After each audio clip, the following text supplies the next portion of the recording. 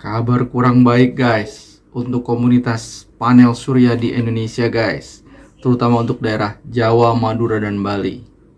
PLN baru aja ngeluarin aturan baru yang membatasi pemasangan panel surya guys. Akan sulit guys ke depan ini guys, sepertinya guys. Tonton terus videonya guys, akan Montir jelaskan aturan barunya ini pengaruhnya bagi EBT, energi baru terbarukan.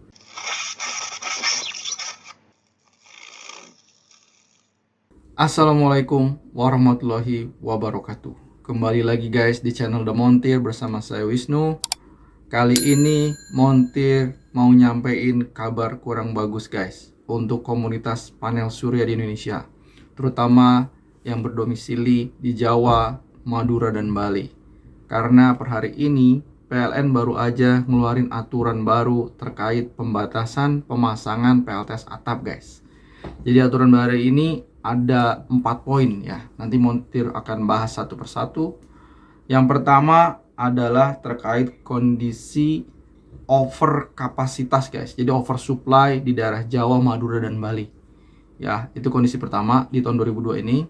Kondisi kedua terkait Permen tahun 2021 nomor 26, Permen ESDM nomor 26 tahun 2021 yang sudah pernah Montir bahas di link ini nih guys. Kalau mau lihat detailnya seperti ini, itu ternyata belum mengatur aspek teknis secara detail guys, dan impactnya terhadap PLN gitu. Karena ada beberapa poin yang sebenarnya menguntungkan sekali buat PLTS atap, tapi impactnya kurang baik buat PLN. Nah jadi itu yang kedua ya guys. Yang ketiga ini ada 4 poin ya. Yang pertama nih terkait pembatasan PLTS atap untuk tegangan rendah ya, yaitu kapasitas rendah, yang sebelumnya kalau di aturan 2021 sebelumnya itu maksimal adalah 100% dari daya terpasang di setiap rumah. Tapi sekarang PLN membatasi hanya 10-15% saja dari daya di rumah. Nah ini yang menurut Montir efeknya yang paling besar ya bagi kelangsungan PLTS atap. Karena seperti yang udah Montir jelasin ya di channel Montir yang ini nih ya, bahwa PLTS atap itu kita tahu bahwa sangat tergantung dari sinar matahari. Jadi untuk daya yang sama dengan listrik PLN ya hanya sepertiganya, karena sun peak hour-nya yang hanya dari jam 6 pagi sampai jam 6 sore ya, hanya 3,5 jam. Apalagi sekarang dikurangin jadi 1/10-nya guys, jadi hanya 10-15%. Mungkin efeknya hanya, mungkin kalau di rupiah hanya sekitar 3-5%. Dan ini yang menurut Montir yang tidak menarik jadinya guys kalau seperti itu ya, yang on grid ya, jadi tidak menarik. Itu aturan ketiga, poin A-nya ya. Yang poin B-nya, 3 poin B-nya ini adalah tidak memberlakukan aturan Permen nomor 26 tahun 2021, tapi balik lagi ke Permen 49 tahun 2018 terkait porsi jual beli, yang sebelumnya di Permen 26 2021 adalah 1:1, 100% kalau kita ekspor ke PLN. Sekarang balik lagi ke aturan sebelumnya tahun 2018 hanya 65% aja guys. Ya ini juga yang menyebabkan jadi PLTS atap jadi kurang menarik gitu loh. Ya kurang menarik jadinya ya.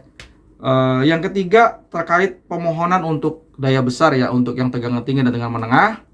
Ya di sini dibilangin bahwa akan ada kunjungan dan ada penjelasan ke perusahaan-perusahaan yang memiliki tegangan menengah dan tinggi. Yang terakhir adalah terkait jadi PLN dengan membatasi PLTS atap, dia memberikan alternatif yang namanya REC atau REC, Renewable Energy Certificate ya. Apa itu sebenarnya? Ini adalah program PLN tahun lalu ya untuk memaksimalkan penggunaan energi baru terbarukan yang non fosil guys. Jadi kalau lihat di sini PLN kerjasama dengan yang disebut dengan CEIA atau yang disebut dengan Clean Energy Investment Accelerator gitu ya guys. suatu badan energi internasional yang memberikan sertifikat kerjasama dengan PLN dan sudah dicoba di PLTU Kamojang guys. Jadi PLTP pembangkit listrik tenaga panas bumi Kamojang, kurang lebih sekitar 140 megawatt. Jadi alih-alih energi listrik sekarang itu kan dari fosil ya, atau dari bahan bakar fosil ya, minyak bumi ya. PLN menawarkan REC Renewable Energy Certificate atau menjual energi dari pembangkit listrik mereka yang dari panas bumi itu guys, dan harganya ya bisa dibilang lebih murah dari tenaga fosil. Kalau teman-teman tahu ya bahwa harga listrik per kWh PLN untuk rumah tangga itu kan sekitar 1.500-1.600 rupiah per kilowatt hour kWh. Kalau REC ini dia menawarkan di poin yang ke berikutnya ya guys, di poin keempat ini adalah sebesar 35.000 rupiah per megawatt hour, atau sekitar kalau mega 35 rupiah per kWh. Memang jauh lebih murah ya, tapi kita harus bayar tetap ya, dan terbatas ya, karena kita tahu untuk pembangkit listrik non fosil tidak sebanyak pembangkit listrik fosil itu guys. Oke ya, itu suatu alternatif solusi dari PLN. Tapi baik lagi bagi kita sebagai pengguna PLTS atap, ini suatu kemunduran. Apalagi bagi pemerintah sendiri ada rencana untuk menggalakkan atau mempermudah aturan-aturan yang terkait EBT, tapi mungkin implementasinya masih belum sempurna ya. Jadi ya kita tunggu aja, karena dari aturan ini dibilang ini peraturan sementara saja guys.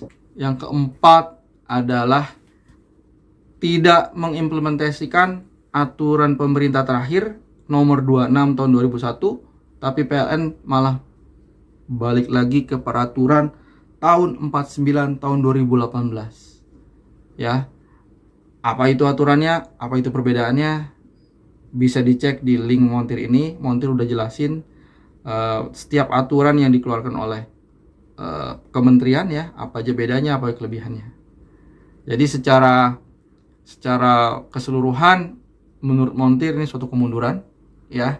Walaupun di sini dibilangin hanya sementara karena PLN masih mencari solusi ya, artinya karena aturan yang baru ini belum tepat ya, belum secara teknis mengatur detail ya. Tapi kedepannya sepertinya permohonan pemasangan PLTS baru tidak mudah guys ya. Selain dari aturan ini dan juga dari segi kapasitas yang menjadi jauh lebih kecil, hanya 10%-15% yang menjadi tidak menarik ya, karena tidak memberikan dampak yang signifikan juga untuk pengurangan biaya di rumah tangga.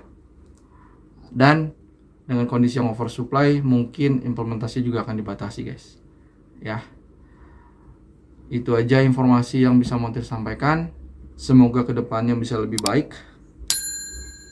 Wassalamualaikum warahmatullahi wabarakatuh.